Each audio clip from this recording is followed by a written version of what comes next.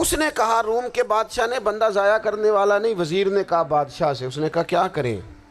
کچھ ایسا کریں کہ یہ معاذ اللہ ہمارے دین میں آ جائے۔ اور قرآن مجید نے واضح کہہ دیا ہے کہ یہودی اور عیسائی تم سے راضی نہیں ہو سکتے حتی تتبع ملتہم، جب تک کہ تم ان کے دین کی پیروی نہ کرو، ان کو کسی طریقے سے معاذ اللہ عیسائی بنایا جائے۔ تو بادشاہ کہنے لگا دو تین چیزیں ہیں جس سے کوئی بندہ بھی خریدا جا سکتا ہے، کر لیتے ہیں بات۔ نبی پاک علیہ السلام کی جو محبت ہے نا، وہ انسان کے لیے زندگی کو آسان کر دیتی ہے۔ حضور سے پیار ہوتا ہے نا تو بندہ نفرت کرنی ویسے ہی چھوڑ دیتا ہے۔ حضور سے پیار کرتا ہے، ہرس ہوس لالچ ویسے ہی نکل جاتا ہے۔ جب حضور سے محبت ہو جاتی ہے، نماز پڑھنا، درگزر کرنا، درود شریف پڑھنا، قرآن پاک پڑھنا، دین کی خدمت کرنا، حتیٰ کہ جان دینا بھی آسان ہو جاتا ہے۔ نبی پاک علیہ الصلاۃ والسلام کی محبت انسان کو کبھی بھی پریشان نہیں ہونے دیتی، الجھنے نہیں دیتی، تازہ دم رکھتا ہے حضور کا پیار۔ شرط یہ ہے کہ محبت صحیح ہو، اصلی ہو، باطن میں ہو۔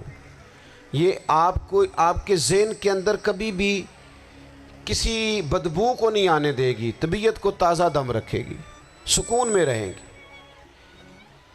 لیکن نبی پاک علیہ السلام کی محبت کے کچھ تقاضے ہیں، ان تقاضوں کو سمجھنا پڑے گا۔ بالخصوص امت اس وقت جس جگہ پہ کھڑی ہے، آپ دیکھیں کہ اتنی بربریت اور اس جیتے جاگتے دیکھتے ماحول میں کہ جس میں ہر چیز کیمرے کی آنکھ دیکھ رہی ہے، اس میں اس قدر زیادہ اسرائیل کی جارحیت، اس کے جواب میں دو تین تازیانے ہیں وہ سمجھنے والے ہیں۔ ایک ہے کہ میں کوئی جذباتی بات کروں گا، آپ اس کی تائید کر دیں گے۔ ایک ہے کہ پہلوؤں پر غور کرنے کا وقت ہے کہ اتنے کٹھن ماحول میں بھی اگر مسلم امہ کے لیڈر بیدار نہیں ہو رہے تو آپ کو پس منظر سمجھنا پڑے گا کہ ہم نے نبی پاک کی محبت کے تقاضوں کو نہیں سمجھا۔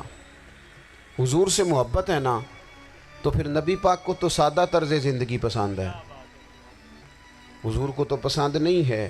اللہ کے محبوب نے تو دعا مانگ کے فقیری لی اللہ تعالیٰ سے۔ آپ کو پتہ ہے جب بندہ بہت زیادہ آسانیوں میں چلا جاتا ہے، بہت زیادہ اس کے پاس سہولیات ہو جاتی ہے، اس کا مرنے کو دل نہیں کرتا۔ خود نبی پاک علیہ السلام نے فرمایا قیامت کے قریب کافر تم پر جھپٹیں گے جس طرح بھوکے لوگ کھانے پر جھپٹتے ہیں۔ حضور کیوں، ہم تھوڑے ہوں گے؟ فرمایا نہیں، تمہیں دنیا سے محبت ہو جائے گی اور موت تمہیں بری لگے گی۔ اتنے بڑے بڑے بنگلے، عالی شان محلات، کس کا چھوڑ کے مرنے کو جی چاہتا ہے معاذ اللہ۔ نبی پاک کی محبت کا تقاضا سمجھو، ایسا نہیں کہ وہاں دولت آئی نہیں۔ حضور تو فرماتے ہیں کہ اللہ نے خزانوں کی کنجیاں میرے ہاتھ میں رکھ دی ہیں، لیکن میں نے عرض کیا مالک ایک وقت روٹی دینا اور ایک وقت کا فاقہ دینا۔ کنجیاں خزانوں کی اللہ نے دی۔ جب تک آپ اپنا طرز زندگی، یہ جو بہت دنیا کا پیار ہے نا، بہت زیادہ مرنے کی ہرس، یہ بہت زیادہ جینے کی ہرس تو اللہ تعالیٰ نے قرآن پاک میں یہودیوں کا طریقہ بیان کیا کہ وہ کبھی مرنے کی تمنا نہیں کریں گے کیونکہ جینے کی ہرس رکھتے ہیں۔ نبی پاک علیہ السلام کے غلاموں، طرز زندگی جب تک سادہ نہیں ہوتا اور جب تک یہ دنیا کے جھمیلوں سے کسی کو دولت دے کر پیچھے کر دیا جاتا ہے، کسی کو عہدہ دے کر چپ کرا دیا جاتا ہے، کسی کو اقتدار دے کر چپ کرا دیا جاتا ہے، رسول اللہ صلی اللہ علیہ وسلم کے سچے غلام ان ایک بات کی سمجھ آ گئی تھی کہ ہمیں ہمارے رب نے کہا ہے قُلْ إِن كُنْتُمْ تُحِبُّونَ اللَّهَ فَاتَّبِعُونِي يُحْبِبْكُمُ اللَّهُ۔ اے محبوب آپ ان سے فرما دیں اگر رب سے محبت کرنا چاہتے ہیں تو آپ کی پیروی کریں، اللہ خود ان سے محبت فرمائے گا۔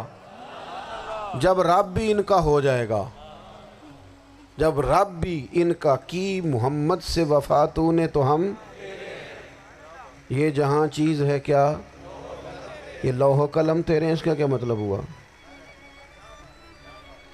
لوح و قلم، قلم لکھتی ہے نا تقدیریں، مقدر فیصلے، تو لوح و قلم تیرے ہیں، اس کا مطلب یہ ہے کہ پھر رب کریم تیرے اوپر فضل کرے گا، اور وہ جن فیصلوں کی امت کو دیانت سے چاہت ہے، اللہ اپنے فضل سے وہ فیصلے فرمائے گا۔ جب تک زندگی حضور کی غلامی کی طرف نہیں جاتی، وہ اللہ تعالیٰ کی تائید نہیں پاتی۔ حضرت عبداللہ ابن حذافہ رضی اللہ تعالیٰ عنہ کو رومیوں نے قید کر لیا تھا، اور جب رومی آپ کو قید کر رہے تھے، پکڑ رہے تھے، جنگ میں کچھ موڑ ایسا آ گیا کہ بظاہر مسلمانوں کے قدم پیچھے ہٹ رہے تھے، تو 1000 آدمی نے، 100 آدمی نے مل کے آپ کے گرد گھیرا ڈالا اور بڑی مشکل سے آپ کو گرفتار کیا۔ جب بادشاہ کے سامنے لے گئے نا، تو بادشاہ سے اس کا سپہ سالار کہنے لگا کہ بندہ ضائع کرنے والا نہیں۔ یہ بات سمجھیں آپ، ہماری طبیعت کے مطابق جو بندہ پورا نہیں اترتا ہم ضائع کر دیتے ہیں۔ حالانکہ اگر آپ کو مخالف صف میں بندہ کام کا نظر آئے تو آپ غور فرمائیں کہ یہ ہمارے قافلہ محبت میں کیسے شامل ہو سکتا ہے، اس کے لیے جد و جہد کریں تاکہ اس سے کام لیا جا سکے۔ اس نے کہا، روم کے بادشاہ نے، بندہ ضائع کرنے والا نہیں۔ وزیر نے کہا بادشاہ سے، اس نے کہا کیا کریں؟ کچھ ایسا کریں کہ یہ معاذ اللہ ہمارے دین میں آ جائے۔ اور قرآن مجید نے واضح کہہ دیا ہے کہ یہودی اور عیسائی تم سے راضی نہیں ہو سکتے حتی تتبع ملتہم، جب تک کہ تم ان کے دین کی پیروی نہ کرو، ان کو کسی طریقے سے معاذ اللہ عیسائی بنایا جائے۔ تو بادشاہ کہنے لگا 2-3 چیزیں ہیں جس سے کوئی بندہ بھی خریدا جا سکتا ہے، کر لیتے ہیں بات۔ اس نے سب سے پہلے حضرت عبداللہ ابن حذافہ سے کہا کہ جتنے پیسے آپ کہیں گے آپ کو ملیں گے، آپ اس دین میں آ جائیں معاذ اللہ۔ تو حضرت عبداللہ ابن حذافہ نا، کچھ لوگ بڑے سیانے ہوتے ہیں، بردبار ہوتے ہیں، بعض باتوں پر غصہ نہیں کرتے، ہنستے ہیں۔ حضرت عبداللہ ابن حذافہ ہنس پڑے، فرمانے لگے تجھے کس نے بادشاہ بنایا؟ تو بڑا بیوقوف آدمی ہے۔ اس نے کہا کیا مطلب؟ فرمانے لگے نادان، میں تو تلوار لے کے میدان میں آیا ہوں، مجھے دولت کمانی ہوتی میں تجارت کرتا، میں تجارت نہیں کر رہا، میں تو شہادت کے لیے نکلا ہوا ہوں، اور تو مجھے کہہ رہا ہے پیسے لے لے، کو عقل کی بات کر۔ اس نے دوسری بات کی، اس نے کہا کہ میں بادشاہ ہوں، میرے نیچے جتنے بھی عہدے ہیں، وزیر، مشیر، وزیر خزانہ، جو آپ عہدہ کہیں گے آپ کو دے دیا جائے گا، آپ اس طرف آ جائیں۔ تو حضرت عبداللہ ابن حذافہ کہنے لگے پھر کہتا ہوں تو بڑا نادان ہے۔ فرمانے لگے میں حضور کا صحابی ہوں، اور صحابی ہونے سے بڑا عہدہ دنیا میں ہے ہی کوئی نہیں۔ صحابہ وہ صحابہ جن کی ہر صبح عید ہوتی تھی، خدا کا قرب حاصل تھا، نبی کی دید ہوتی تھی۔ کہا تو مجھے لالچ دے رہا ہے۔ اب انہوں نے ایک نئی چال چلی۔ وزیر کہنے لگا کہ میں ایک اور طرح سے معاذ اللہ کوشش کرتا ہوں پگھلا دینے کی۔ آپ اندر کمرے میں قید تھے تو وہاں ایک خاتون کو بنا سنوار کر بھیج دیا گیا۔ دوستو یاد رکھنا، تگڑا اور مضبوط جوان پتہ کون ہوتا ہے؟ جس کی نظریں پوری طرح اس کے کنٹرول میں ہوں۔ یہ علامت جوانی ہے۔ جس آدمی کا پوری طرح، 2 لوگ دنیا میں کبھی کوئی کارنامہ سر انجام نہیں دے سکتے، ایک جو حرام کھاتا ہو، ایک جس کی نظر ناپاک ہو۔ محمد بن قاسم جب یہاں آئے تھے نا،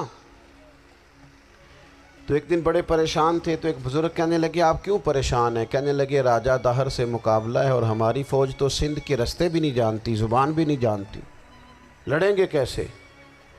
2-4 دن کے بعد ان بزرگوں کی دوبارہ محمد بن قاسم سے ملاقات ہوئی تو بڑے خوش تھے۔ کہا اب آپ کیوں خوش ہیں؟ کہنے لگے وہ میرا مقابلہ نہیں کر سکتا، میں نے تحقیق کر لی ہے۔ کہا کیوں؟ کہنے لگے نظر کا گندہ ہے، اور جو نظر کے گندے ہوتے ہیں وہ میدانوں میں ٹھہرا نہیں کرتے۔ میدان کے لیے نکلنے کے لیے پاک جوانی کی ضرورت ہوتی، تطہیر مزاج ہونا ضروری ہوتا ہے، پاکیزہ افکار اور سچی اور سچی ستھری سوچوں کا ہونا ضروری ہوتا ہے۔ اس لیے فرمایا کہ میرا مقابلہ نہیں کر سکتا۔ حضرت عبداللہ ابن حذافہ کمرے میں تھے، تو وزیر کی بیٹی اندر سجی سنوری پہنچ گئی.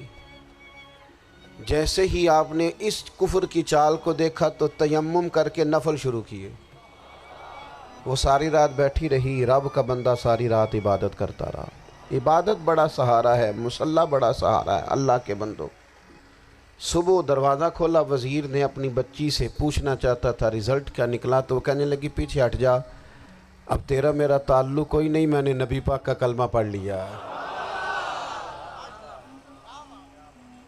اس نے کہا میں نے بھی زمانہ دیکھا ہے، پر یہ کیا لوگ ہیں، کستوری کے بنے ہوئے، سندل سے دھلے ہوئے، کہ میں ساری رات کمرے میں رہی اور 100 اور 1000 آدمی جس جوان کا مقابلہ نہ کر سکے، اتنا طاقتور جوان کمرے میں رہا اور اس نے نظر اٹھا کے نہ دیکھا.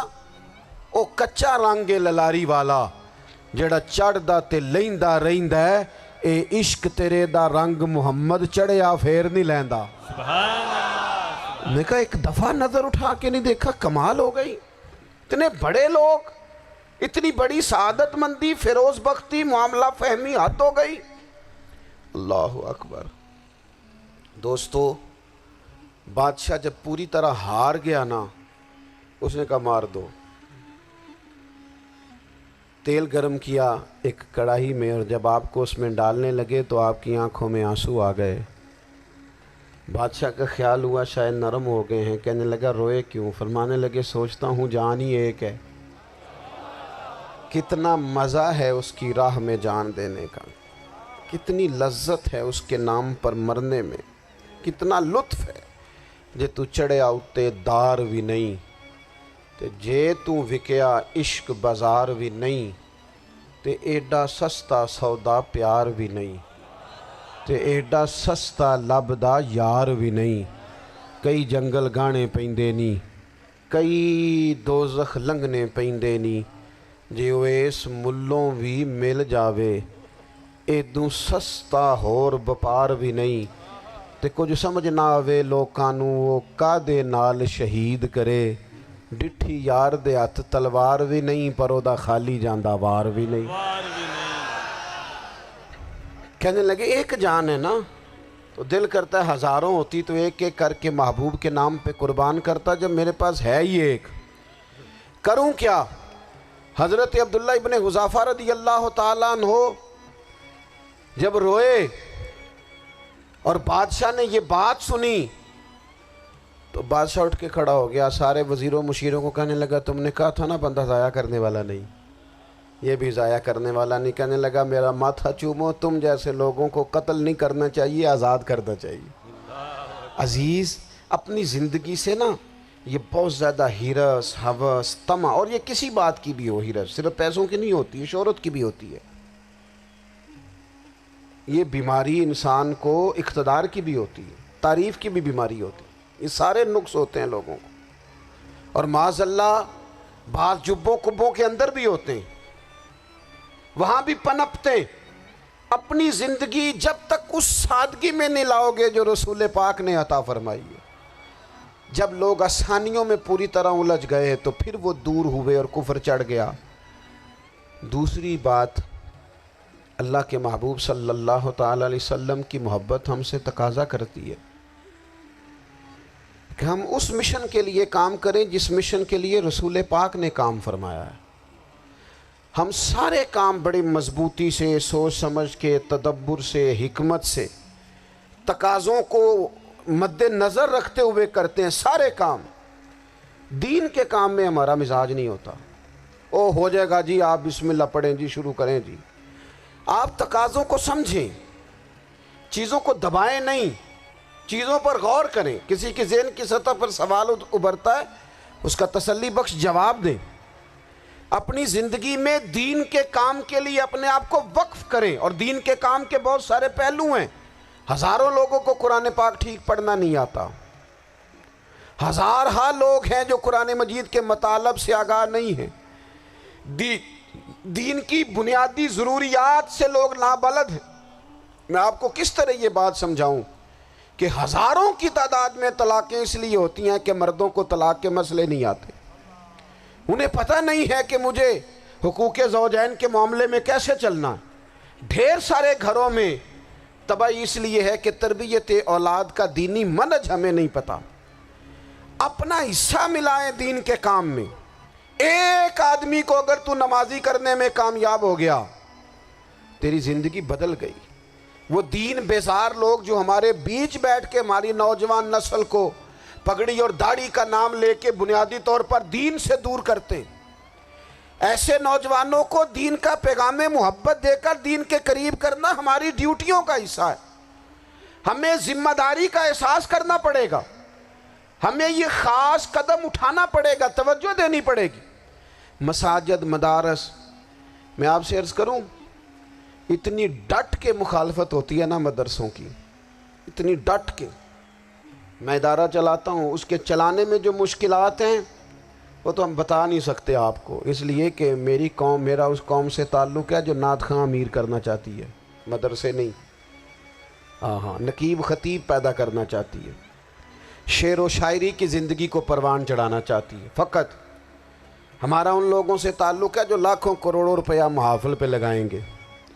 اور قاری صاحب بیچارے اگر مسجد کا کوئی ہونے والا کام کسی وقت بتا دیں گے تو وہ بڑی مشکل آ جائے گی ان کے لیے. یہ کیسے ہو سکتا ہے آپ نے یہ ڈیوٹی بتا دی. مدارس اور جتنا اہم رول دین کو پھیلانے میں مدارس اسلامیہ کا ہے، اتنی زبردست. لوگوں کا خیال ہوتا ہے میری طرح کے لوگ شاید کام کرتے ہیں، ڈیوٹی کرتے ہیں. یہ 10-15 لوگ آپ کو نظر آتے ہیں جو آپ کو کہیں میڈیا پر یا ادھر ادھر ڈیوٹی کرتے. مخلص لوگ اپنی جگہ پہ وہ بھی بڑا ہی کام کر رہے ہیں، جو میڈیا پہ آ کے بھی اخلاص سے اور درد دل سے کو دین کی، ان کی بھی کسی بات کی حوصلہ شکنی نہیں. لیکن ہزارہا اساتذہ جو مدارس میں بیٹھ کے پڑھاتے ہیں، جنہوں نے وہ سارے لوگ تیار، آپ سمجھ نہیں سکتے کتنا بڑا کام. حفظ کا استاد جو ہوتا ہے نا، اس کی ڈیوٹی 24 گھنٹے ہوتی ہے فجر سے پہلے، اور اس نے بچوں کو اٹھانا ہے. تنخواہ تو ہم انہیں دینا نہیں نہ چاہتے جی، تنخواہ نہیں دی انہوں نے. ہمیں مولوی امیر نہ ہو جانا. مولوی نو تے سوٹ بھی 27ویں والی رات دے ہے تاکہ کدھر سوان کے عید والے دن پا نہ لوے، چونکہ 27ویں تو بعد تے درزی پھڑتا ہی کوئی نہیں.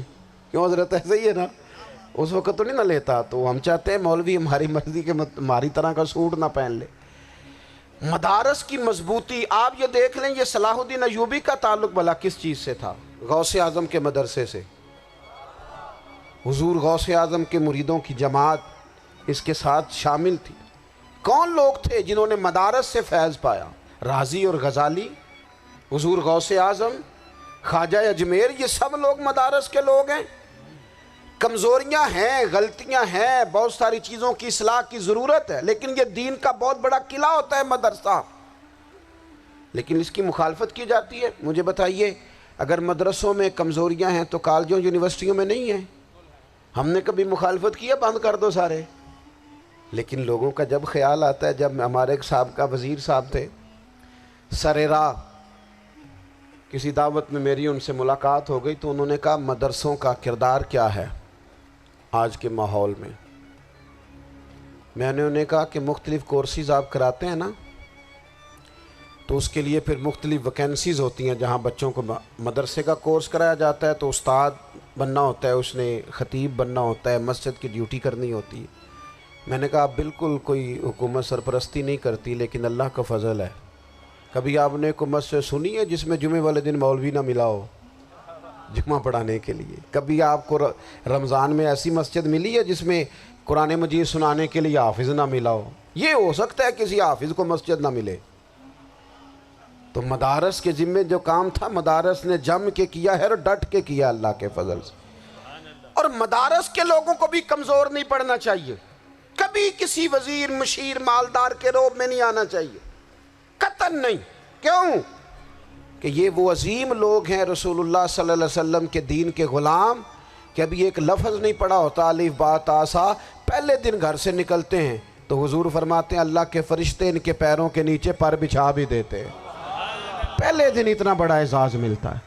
تو حضور کی محبت کا تقاضا ہے دین کا کوئی کام کیا جائے. ایک خاتون مسجد نبوی شریف میں جھاڑو دیتی تھی پر کوئی کام تو کرتی تھی نا. اور کس مسجد میں؟ جہاں 70,000 فرشتے صبح آتے ہیں، 70 شام آتے ہیں. اس مسجد میں وہ خاتون جھاڑو دیتی تھی، بخاری ہے۔ جب ان کا انتقال ہو گیا، صحابہ نے سوچا کہ حضور کو تکلیف ہوگی، بغیر بتائے جنازہ پڑھ دیا۔ حضور صبح تشریف لائے، تازی قبر دیکھی، اور محبوب وہ ہیں جو فرش پہ کھڑے ہو کے عرش کی خبریں دیتے ہیں۔ نبی پاک علیہ الصلوۃ والسلام نے فرمایا کہ مجھے اطلاع کیوں نہیں دی اس کے انتقال کی؟ یہ کرم دیکھو، کوئی ڈیوٹی تو کرتی تھی نا یار، پر خلوص سے، پر پیار سے، پر اللہ کو راضی کرنے کے لیے، پر درد دل سے۔ اور دین کی ڈیوٹیاں کرنے والے دوستو سنو، حضور صبح آئے، قبر کو دیکھ کر فرمایا مجھے کیوں نہیں بتایا؟ یا رسول اللہ آپ کو تکلیف دینا مناسب نہ جانا؟ تو قبر پہ کھڑے ہو کے حضور نے فرمایا صف بناؤ، میں دوبارہ جنازہ پڑھاؤں گا۔ صف بناؤ، میں دوبارہ جنازہ پڑھاؤں گا۔ کوئی ڈیوٹی تو۔ تیسرا تقاضا حضور کی محبت کا، سمجھو میں بس بڑی جلدی بات سمیٹنے لگا ہوں۔ حضور کی امت سے پیار کرو، یہ نبی پاک کی محبت کا تقاضا ہے۔ حضور اس بندے سے بڑے راضی ہوتے ہیں جو حضور کی امت سے پیار کرتا ہے۔ آپ کو پتہ ہے حضرت جبریل امین علیہ السلام نے معراج کی رات حضور علیہ الصلوۃ والسلام سے عرض کی تھی کہ اللہ کی بارگاہ میں عرض کیجئے گا میری بھی ڈیوٹی لگ جائے آپ کی امت کے ساتھ محبت کرنے پر۔ تو یہ کیوں کہا تھا انہوں نے؟ علماء نے لکھا اس لیے کہا تھا کہ حضرت جبریل بھی جانتے ہیں کہ حضور کی امت سے محبت کی بات کی جائے نا تو نبی پاک راضی ہوتے ہیں۔ امت سے پیار کرو گے نا، امت سے۔ ایک صرف بات کا خیال رکھنا، عقیدہ برا ہو تو بات دوسری ہے، ورنہ میرے محبوب کی امت کا ایک ایک شخص جو مدینے والے کا کلمہ پڑھتا ہے، جو حضور کا غلام ہے، اس کے بارے میں اپنے دل میں گنجائش رکھنا، پیار رکھنا، وارفتگی رکھنا۔ اور دوستو یہاں لوگ کس کس طرح گروہوں کو، جماعتوں کو سپورٹ کرتے ہیں۔ نبی پاک نے اس امت کی کثرت پر فخر بیان کیا، اور حضور فرمانے لگے 120 صفیں جنتیوں کی ہوں گی، قیامت میں 80 صفیں صرف میری امت کی ہوں گی۔ میں کثرت امت پر فخر کروں گا۔ ان لوگوں سے پیار کرنا ہے، ان کے دکھ درد کو سمجھنا ہے۔ پتہ ہے آج کیا ہوتا ہے؟ آج ہمیں نا مختلف چھوٹے چھوٹے ملکوں میں بانٹ دیا گیا، تو ہم کسی دوسرے مسلمان بھائی کا درد نہیں محسوس کرتے، ہم گھروں میں نہیں محسوس کرتے۔ پڑوسی پر ظلم ہو رہا ہو تو ہم کہنے پتر ساڈا نہیں مسئلہ، یہ مسئلہ ہے، تینوں کی لگے۔ حالانکہ پڑوسی کی آگ اس لیے بھی کسی وقت بجھا دینی چاہیے کہ پڑوسی کی نہ بجھائی جائے تو اپنا گھر بھی زاد میں آ جاتا۔ آج امت مسلمہ سے ہمیں بس لگا دیا گیا اپنے حصے کی روٹی کماؤ، اپنے حصے کی کوٹھی بناؤ، اپنے حصے کی گاڑی خریدو، اپنے حصے کا کام کرو۔ امت کا درد، امت کی بات، وحدت امت کا تصور، امت کا دوبارہ سے وہ شان ارسل رسولہ بالہدی ودین الحق لیظہرہ علی الدین کلہ، وہ تصور کب ہوگا؟ اس وقت ہوگا جب ہم بات امت کی کریں گے۔ نبی پاک علیہ السلام نے فرمایا مسلمان کی مثال ایک جسم کی طرح ہے، جسم کے ایک حصے کو تکلیف ہو تو سارا آزمائش میں آ جاتا ہے۔ مجھے بتاؤ یہ انگلی درد کرتی ہو، یہ انگلی جسم کا حصہ ہے نا، تو میرا خیال ہے دماغ یہ کہہ دے گا کہ انگلی کی درد ہے نا منو کی لگے، دل کہہ دے گا کوئی نہیں ٹینشن لینے، انگلی کا مسئلہ ہے نا۔ ایسا نہیں ہوتا، بلکہ جب انگلی میں درد ہوتی ہے تو دماغ منصوبہ بندی کرتا ہے کہ اس کا علاج کیسے ہو سکتا ہے، دل پریشان ہوتا ہے، پیر چل کے جاتے ہیں، ہاتھ وہ دوائی وصول کرتے، دانت اسے چبا کر، حلق اسے نگل کر، معدہ اسے ذخیرہ کر کے جسم میں پھیلاتا ہے، پھر جا کے انگلی شفا پذیر ہوتی ہے۔ ایک حصے کو درد ہو تو سارا حصہ کام پہ لگ جاتا ہے۔ اسرائیل اگر تکلیف دے رہا ہے فلسطینیوں کو تو ہونا چاہیے تھا نا بعض مسلمان حکمرانوں کو نیند نہ آتی، وہ درد دل محسوس کرتے۔ ہونا چاہیے تھا نا کہ بعض لوگ یہاں ہم کیا کرتے ہیں بھلا بیٹھ کے؟ اب تو مجھے بعض چیزوں سے کوفت بھی ہونے لگا، ہم دیتے ہیں بیان، مذمت۔ آپ کے بیان دینے سے کیا ہوگا؟ فلانے نے بھی بیان دے دیا، فلانے نے بھی کلپ دے دیا، یہ کیا کر رہے ہیں؟ یہ تو آپ زندہ رہنا چاہتے ہیں. وہ جس طرح آج کل ہمارے ہاں بہت ساری چونکہ جماعتیں ہیں تو کشمیر ڈے آتا ہے نا تو مل کے ریلی نہیں نکالی جا سکتی, سوال نہیں پیدا ہوتا, کیونکہ ہمیں جماعتوں کو زندہ رکھنا ہے. اس جماعت کی خبر الگ لگنی چاہیے, اس جماعت کی خبر الگ. تو ایسے کوئی انقلاب آئے گا؟ یاد رکھنا امت کو پوری کو ایک طاقتور آواز بننا پڑے گا. ہمیں تھوڑا تھوڑا اوپر اٹھ کے سوچنا پڑے گا.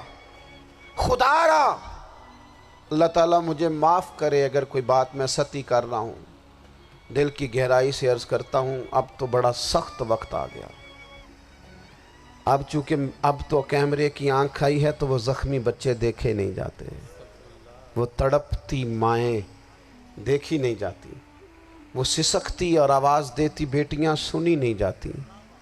وہ آوازیں ایسی ہیں جیسے وہ رات کے سناٹوں میں چیخیں بن کے لوگوں کو جگایا کریں گی. خدا را کچھ جرم ایسے ہوتے ہیں جن کی سزائیں بڑی سخت ہوتی ہیں, جن کی معافی بڑی مشکل سے ہوتی. اپنے اندر جذبہ ایمانی پیدا کریں. اور میرے دوستو بستر پر بھی تو لوگ ماری جایا کرتے ہیں نا. اپنی زندگی رسول اللہ صلی اللہ علیہ وسلم کے دین کے نام کرو. جذبہ جہاد, شوق شہادت اور عشق رسول, یہ عناصر ہیں جو امت مسلمہ کو پیروں پر کھڑا کریں گے. 2 منٹ کے لیے سوچو, امت اگر اسی طرح کٹتی رہی, پریشان رہی, دکھتی رہی اور باری باری کر کے, اقبال نے کیا کہا تھا؟ اس نے کہا تھا وطنوں میں, انہوں نے کہا تھا کہ ان تازہ خداؤں میں بڑا سب سے وطن ہے, جو پیرہن اس کا ہے وہ مذہب کا کفن ہے. تو اقبال ہم کیا کریں؟ کہنے لگے بازو تیرا توحید کی قوت سے قوی ہے, اسلام تیرا دیس ہے, کیونکہ تو مصطفی ہے. تو بحیثیت مسلمان سوچنا شروع کر, بحیثیت مسلمان. اور یوں تو سید بھی ہو, مرزا بھی ہو, افغان بھی ہو, تم سبھی کچھ ہو, بتاؤ کہ مسلمان بھی ہو.